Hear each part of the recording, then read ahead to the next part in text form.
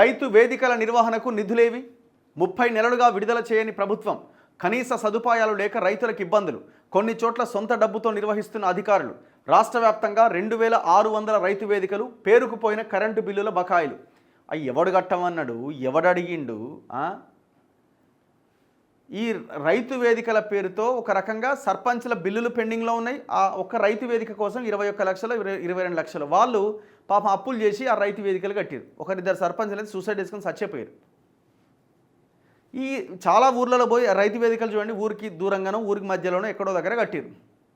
అవి కొన్నేమో ఏదో కొంతమంది ఏదో కొంత యాక్టివ్గా ఉన్న వాళ్ళు ఏమన్నా ఆ తలుపులు ఓపెన్ చేసి ఏమైనా కూర్చొని ఏమైనా మాట్లాడుకుంటున్నారేమో, కానీ పూర్తిగా అసాంఘిక కార్యక్రమాలకు అడ్డాలుగా మారిపోయినాయి కొన్ని. ఇప్పుడు మీరు చూడండి, ఒక రైతు వేదిక దగ్గరికి చుట్టూ పోయినాడ బీర్ బాటిళ్ళు, ఆ కోటర్ సీసాలు ఇవే కనిపిస్తూ ఉంటాయి.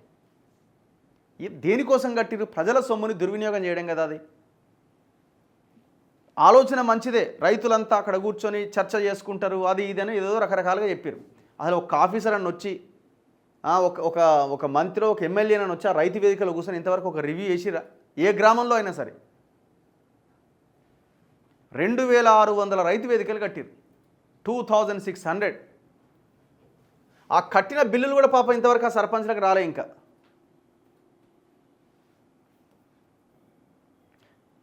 పెద్దపల్లి జిల్లా కమాన్పూర్ మండలం గుండారంలో ఉన్న రైతు వేదిక. రైతు వేదికల నిర్వహణ అస్తవ్యస్తంగా మారింది. వాటి నిర్వహణకు ప్రభుత్వం గత 30 నెలలుగా ఒక్క రూపాయి కూడా విడుదల చేయకపోవడంతో వ్యవసాయ విస్తరణాధికారులు తీవ్రంగా ఇబ్బంది పడుతున్నారు. కనీస సదుపాయాలు లేకపోవడంతో రైతు వేదికలకు వచ్చే రైతులు అసౌకర్యానికి గురవుతున్నారు. కొందరు అధికారులు తమ సొంత డబ్బులతో రైతు వేదికలు నిర్వహిస్తున్నారు. 2.5 ఏళ్లుగా కరెంటు బిల్లులు పేరుకుపోవడంతో విద్యుత్ కనెక్షన్లను కట్ చేస్తారేమో అన్న ఆందోళన నెలకొంది. ఇప్పుడు అది గ్రామ పంచాయతీ కదా, గవర్నమెంట్దే కదా, మళ్ళా పవర్ బిల్లు దేనికి మరి? అలాంటప్పుడు పవర్ బిల్ దేనికి పెట్టాలా? ఉన్నత లక్ష్యాలతో ఏర్పాటు చేశారు. 4 ఏళ్ల కింద అప్పటి ప్రభుత్వం రైతు వేదికలు నిర్మించింది. పంటల సాగుపైన రైతులకు సూచనలు, సలహాలు, శిక్షణా తరగతుల నిర్వహణ, నూతన వంగడాలు, రైతుల సంక్షేమం కోసం ప్రభుత్వం అమలు చేస్తున్న పథకాలు అందుతున్నాయా లేదా అన్నది పరిశీలించడం, ఇలాంటి లక్ష్యాల కోసం వీటిని నెలకొల్పారు. పంటలకు లభించే ధరల విషయమై రైతులు కూర్చొని చర్చించుకునేందుకు, సంఘటితమయ్యేందుకు ఒక వేదికగా ఇవి తోడ్పడతాయని ప్రభుత్వం భావించింది. 5000 మంది రైతులకు 2 నుంచి 4 గ్రామాలకు కలిపి ఓ క్లస్టర్ని ఏర్పాటు చేసి ఆ క్లస్టర్లో ఒక రైతు వేదికను నిర్మించాలని ప్రతిపాదించింది. రాష్ట్ర వ్యాప్తంగా ఒకే నమూనాలో నిర్మించేందుకు గాను ఒక్కో రైతు వేదికకు 22 లక్షల ఖర్చుతో అంచనాలు రూపొందించారు. వ్యవసాయ శాఖ ద్వారా 12 లక్షలు, గ్రామీణ ఉపాధి హామీ పథకం ద్వారా 10 లక్షలు మంజూరు చేశారు. రాష్ట్రంలోని 32 జిల్లాల్లో 2600 క్లస్టర్లలో రైతు వేదికలు నిర్మించారు.